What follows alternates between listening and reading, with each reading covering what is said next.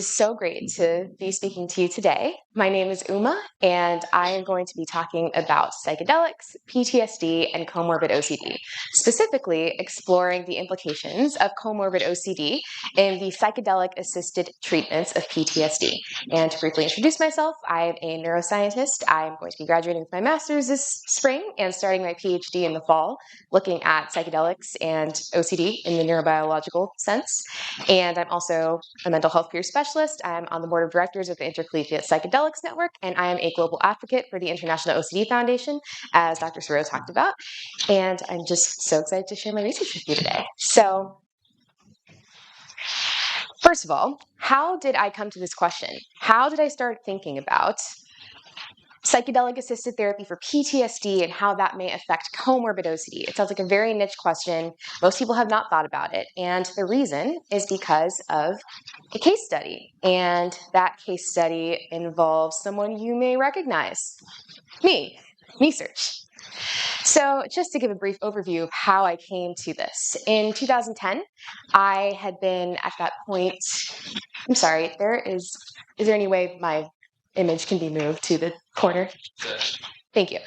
I was initially started in mental health treatment around 13 or 14 years old. I had been living with suicidality, depression, anxiety, and many other things, and that is all that was found within me at the time. And at that time, I started going through traditional treatments, and yet 8 years later, when I was around 21 or 22, I was still completely debilitated, completely dysfunctional, incapable of doing school. I had left school with a 1.83 GPA. I could hardly function, leave my house, do anything with myself. And I was finally diagnosed with OCD at 21 due to outward compulsions that were seen by a general psychologist. So seeing me do things like not being able to control touching things or checking things. And because of this, that general psychologist treated me with what they thought was best for OCD, which was traditional cognitive behavioral therapy, also known as CBT, and psychodynamic therapy, psychoanalysis, really looking for the core root of why I was feeling the way I was feeling. So if I resolved my fears, I could stop doing my compulsions. And yet, I thought that might help. I was trying really hard to be a good patient. I would just really try to white knuckle and not do my compulsions, and I thought that that was treatment for me. But then, in 2019, I was diagnosed with cancer at 22. Actually, next week is my 4-year cancerversary. And with that, it made sense to go start seeing someone again for having to live with cancer at 22 years old.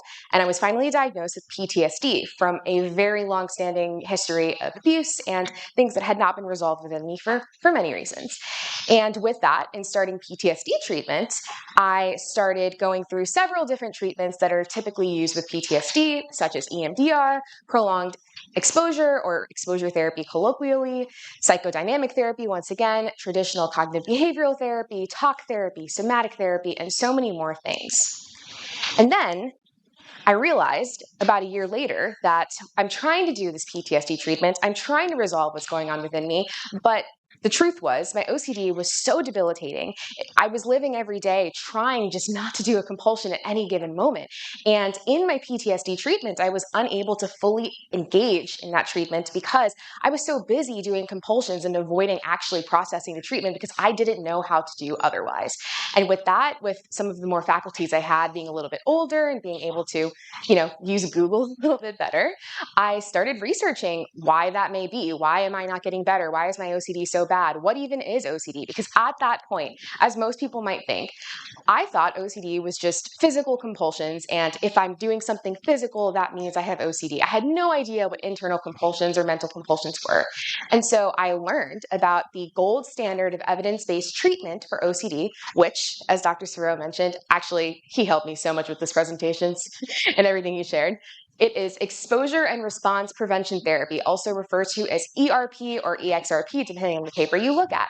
And that was so novel to me because I had never heard of ERP. No therapist had ever suggested it or ever known about it as a modality, so it was completely new. And so finally, in 2021, I started trying to engage in this OCD treatment, getting accessibility and starting to work with an actual specialist.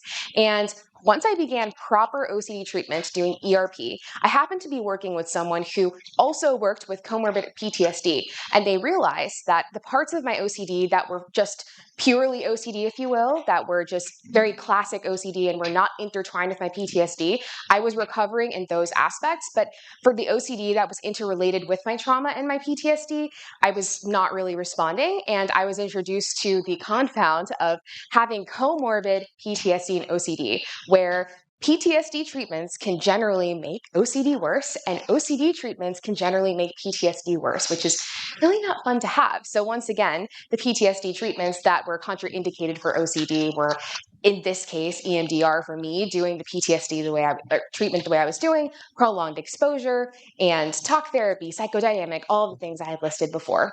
So with this realization, I started digging more into it as a researcher, as someone who just likes to learn about things, and I learned and realized that in PTSD populations, up to 40% of people are diagnosed with comorbid OCD. So this is a large number of people who might have both. And on top of that, patients with comorbid PTSD and OCD show more severe OCD symptomology than those who just have OCD. Interestingly, the research does not show that for PTSD. So those with PTSD and OCD together do not have more severe symptomology of their PTSD symptoms than they're just people with PTSD. But for OCD, more severe symptomology of OCD, which is really frustrating. On top of that, PTSD treatment can worsen PTSD, and up to 80% of clinicians misdiagnose OCD, and we're going to go into why in just a second. And OCD patients, on average, can go 14 to 17 years without receiving a proper treatment or diagnosis by a clinician, which is so incredibly concerning, as we talked about in the last presentation. And oftentimes that is because of the lack of understanding and the misperception of this condition. And so how this all comes together in this long timeline of my own story right here is, in considering myself, thinking about what if I were to go through any psychedelic-assisted treatment for PTSD, how would that impact my comorbid OCD, given that I understand that PTSD treatment for me can oftentimes make my OCD worse and vice versa. And so that is how I embarked on this research project to try to analyze how things are being done right now and where things can be more considerate of comorbid OCD. So our question, what are the potential effects of psychedelic-assisted therapies for PTSD on comorbid OCD? So first, we're going to be talking about a brief overview of OCD, PTSD, and their comorbidity. Then we're going to be considering comorbid OCD within the frameworks of psychedelic-assisted therapies for PTSD. And finally, we're just going to close out with some conclusions, recommendations, and future directions. So first, an overview of OCD, PTSD, and their comorbidity. Again, Dr. Sereau covered a lot of this. Normally, I'm the first person at a conference to talk about OCD, so this is not going to be news to you, but OCD is used colloquially everywhere. Obsessive Christmas disorder, obsessive cup disorder, I'm so OCD about this, that, or the other thing, obsessive cleaning disorder, just anything that's uneven. It's a meme at this point. And it is so not representative of the debilitation that comes from OCD, and yet it's used as an adjective. I mean, we really don't walk around saying, I feel so PTSD right now, or I'm so cancer, right? But we do say, we really don't. And this is coming from someone who's a cancer survivor. We say, I'm so PTSD all the time. And I'll even tell you, as a child, I've also said it. When my mom would come and bug me to clean my room, I'd be like, you're so OCD about cleaning, like, stop. So I'm guilty of it. We're all guilty of it because of how the media and how popular culture has presented a disorder that has almost nothing to do with any of this.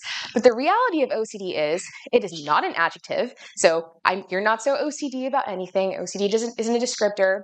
And OCD is not just about having things clean or tidy or being organized. It involves so many things that are so far beyond the scope of our understanding, mainly intrusive thoughts that can really look at any subject at any point at all, overt compulsions as well as mental compulsions and mental images, just so many things that we're going to get more into. And I just want to say a lot of these images are from a dear friend and collaborator, OCD Doodles, who is here in the UK. So feel free to go check out her work. And so what are obsessions? Obsessions are not, in this case, what we say, I'm so obsessed with Taylor Swift, or I'm so obsessed with coffee. Obsessions are intrusive thoughts that are ego dystonic. And that's really important to keep in mind, because ego dystonic means that we do not resonate with it. We do not agree with it. They do not identify anything about ourselves. They are something completely outside of ourselves that we do not want to be or feel. And so there are two examples of just beautiful graphics that are really from the advocate space, talking about different examples of obsessions that we don't really think about, like moral scrupulosity obsessions. What if I'm a bad person? What if I'm breaking a rule? Sexual orientation obsessions. What if I am not the sexual orientation that I think I am?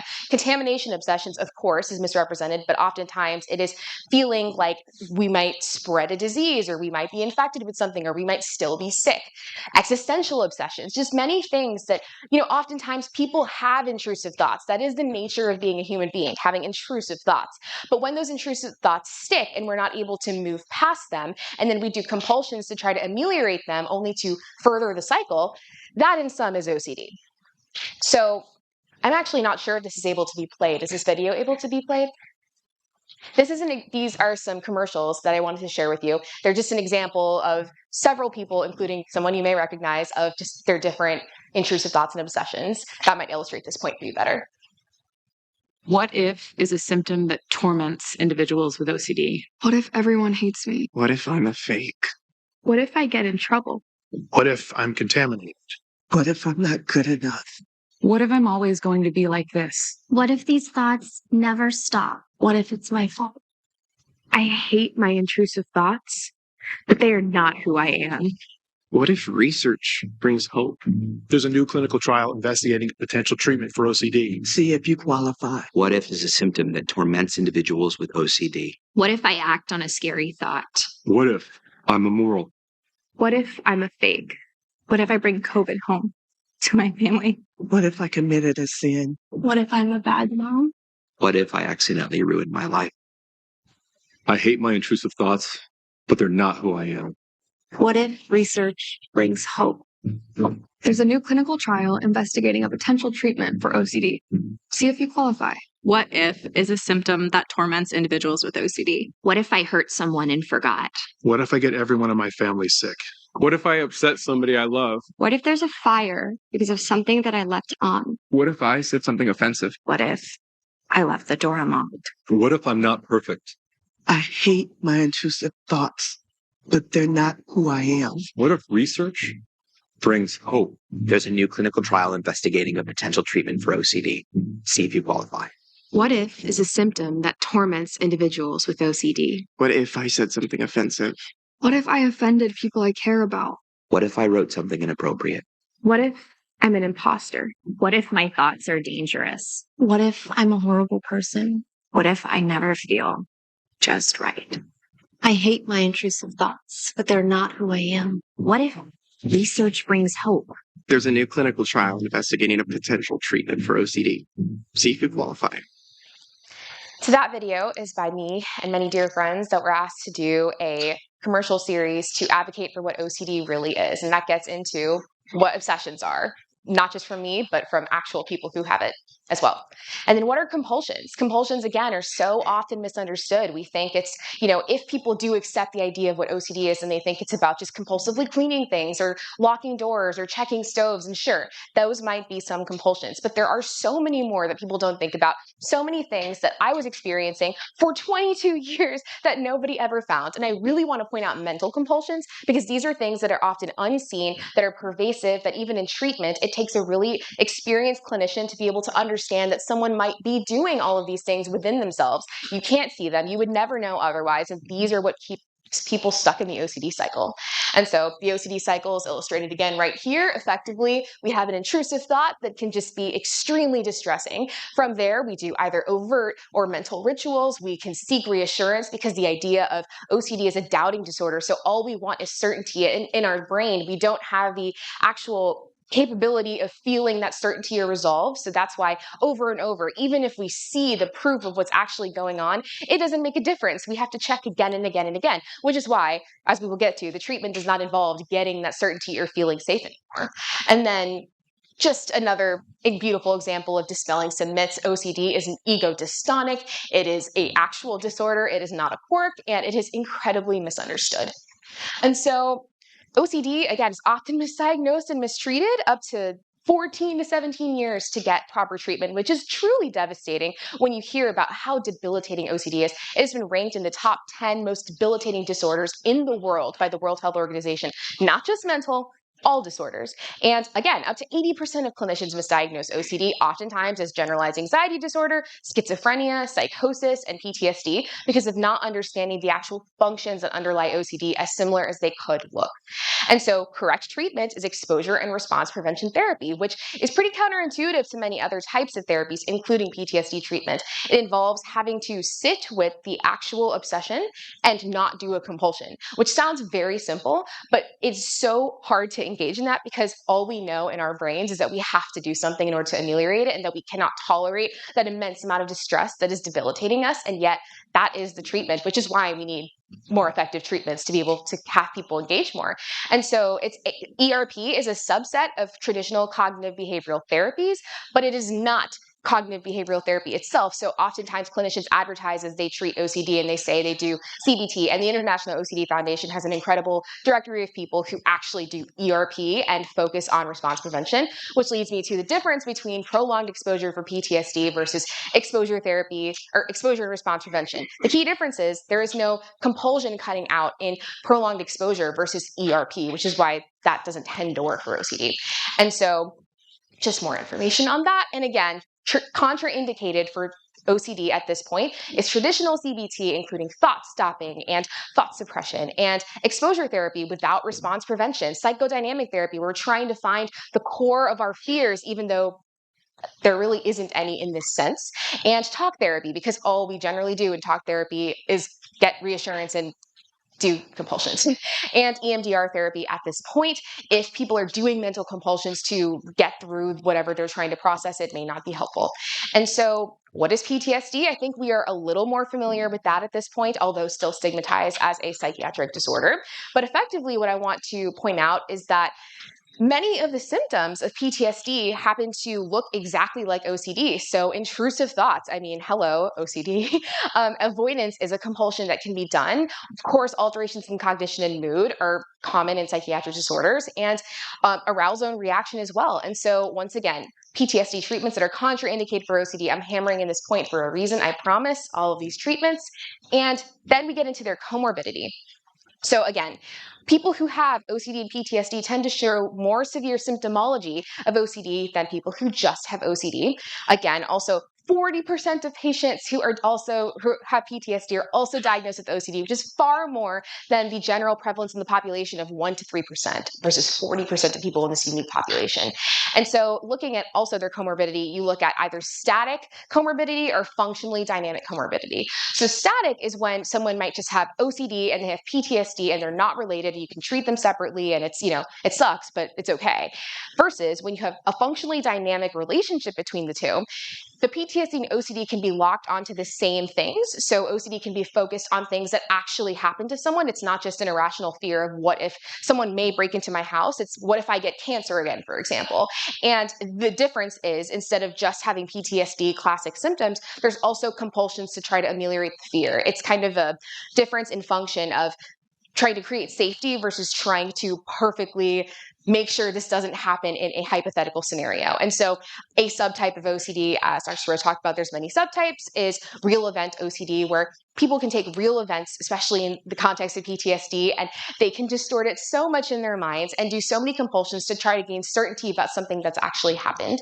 And so, again, it's important to note that there's a common misconception when I talk about all this that, so OCD is just a form of PTSD. Not true. OCD, at this point, what we know is a neuropsychiatric and neurodevelopmental disorder. It often onsets early in childhood in several patients from a strep infection, actually. Not everybody, but a lot of people. There has not been found a sequential order to be developed in people with both conditions. Just equal amounts of people develop PTSD before OCD or OCD before PTSD. And themes may be shared across OCD and PTSD, but safety behaviors often differ in function, and treatments work differently and inversely. So taking all of that information and looking at psychedelic-assisted therapy for PTSD and considering that comorbid OCD, what I have found so far, and just to be clear, we're talking about psychedelic-assisted therapy, so this includes the psychotherapeutic dynamic and having therapy going on before, during, and after sessions, not just having a psychedelic and then treating the disorder. So in this scenario, what I have found so far is that psychedelic-assisted therapies for PTSD don't happen to screen out for those with OCD. So currently in MDMA-assisted therapy, tons of other disorders are screened out for with the different tests that are done, but OCD is not one of them. The Y box is the test that's used to diagnose OCD, and that is not part of the battery. So effectively, 40% of patients who also have comorbid OCD might be getting into this scenario. Again, that comorbidity percentage. On top of that, the exclusionary criteria for psychedelic-assisted therapies should probably, if they're going to include other disorders that are comorbid, should also include OCD. But at this point, it is not included, nor are obsessive-compulsive and related disorders, which is the general class in the DSM that OCD lives in. So again, maybe 40% of patients are still getting in this scenario. On top of that, the psychotherapy that's conducted in these psychedelic-assisted treatments include the very things that are harmful to OCD. So traditional cognitive behavioral therapy, psychodynamic therapy, and exposure therapy without response prevention and EMDR therapy. So thus, that might also be harming those who have the comorbid OCD in that scenario with PTSD. And this is not something I'm going to get deeply into, but just in general, keeping in mind for any sort of psychedelic we're looking at, that if you're going in for PTSD treatment, looking at also how might it affect the OCD. And so I did an analysis for a sub-project of MDMA specifically and found some glutamatergic signaling that is increased with MDMA, which, as we heard, happens to be something that's implicated in in OCD. So that we don't know. So the question is, how do these psychedelics for PTSD also affect OCD? And that's a question we just need to look at and answer.